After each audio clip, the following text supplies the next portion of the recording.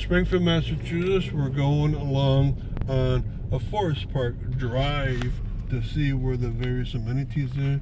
We're along the Michael Downey Fields at Forest Park, where there's a stadium and a numerous Little League, Pee Wee size league, Baby Ruth size, and Major League size baseball fields.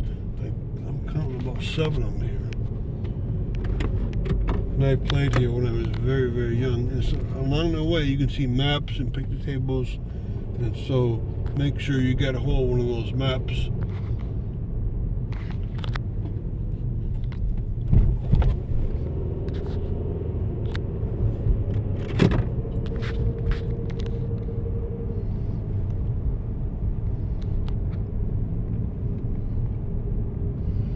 And during different times of the year, you do different things. Summer, baseball, softball. There's bocce courts.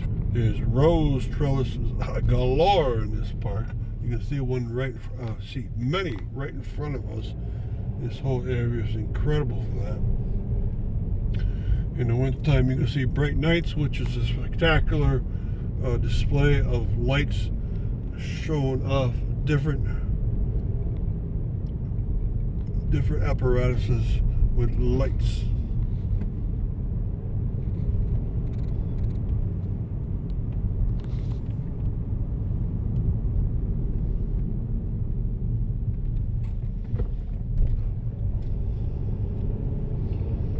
Right, and this park was made to look unlike a natural park.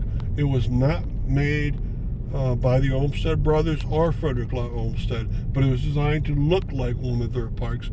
The person that was on the committee named John Olmsted, the original committee, is not one of the Olmsted brothers, so don't get confused by that.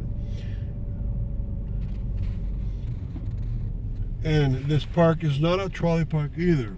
It's a trolley park would be owned by the trolley company. This was never owned by trolley company. It was privately made, supported by the Barney family and many other families, like 6 other families. They donated each about 100 to 170 acres. So now it's 735 acres of land, all devoted to having it look natural and having recreation, swim pools, ice skating rinks, hiking trails galore. You can spend hours never crossing the same trail. And there's a drive through around this whole vast reservoir system. They call them lakes, but they're really dammed up reservoirs. There's many of them. And there's brick pathways, there's wooden pathways, there's sidewalks and dirt trails. And so you're covering lots of ground, you're seeing lots of things that if you look on your map, you can figure out what you're looking at any given point.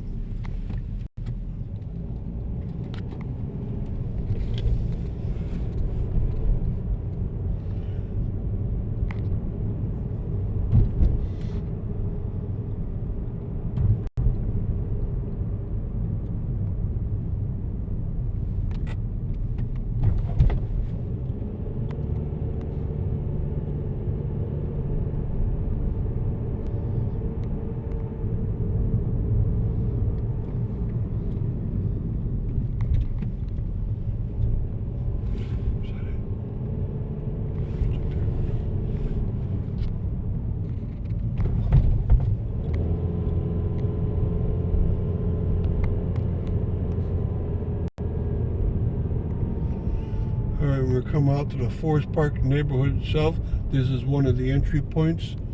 And so it's gorgeous to look at this neighborhood. This is the best neighborhood within Holyoke.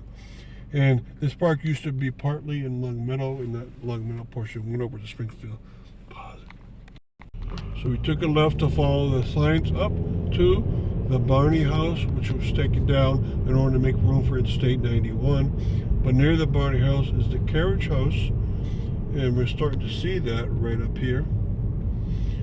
And there's also the Barney Mausoleum, where the Barney family, including Everett Barney, is buried. And so we're driving much up close to the carriage house, now a social function house. You can see it's quite gorgeous. It's a Victorian home in the shingle sub-style. It's a painted lady.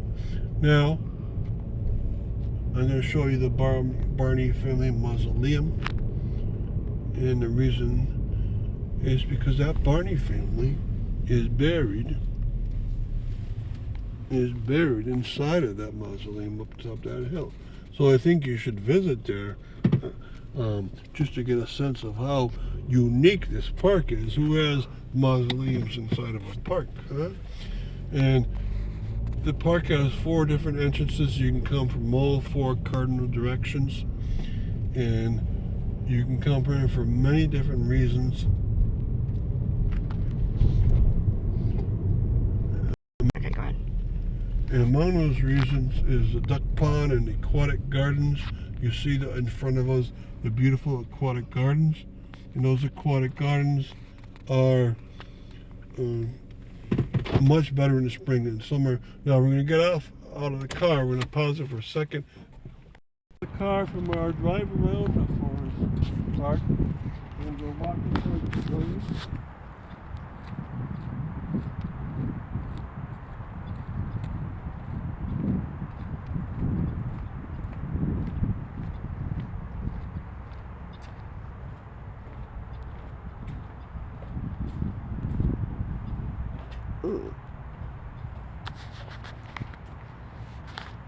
Okay, we're in a beautiful modern pavilion, and you can see in front of us the amphitheater. The amphitheater is such that it's a place you can go up there and touch the great beauty of all these nicely manicured ponds. And so we get a great view of the ponds from here. Okay, there's many ponds, and they are obviously constructed. They're quite beautiful, though. It's hard to believe that someone can design it so nicely, but you can walk across around each one of these and go up to see the aquatic animals. And from this vantage point also, you can see many other cool things around the park. So we're going to take a 360 scan of this whole park at this point.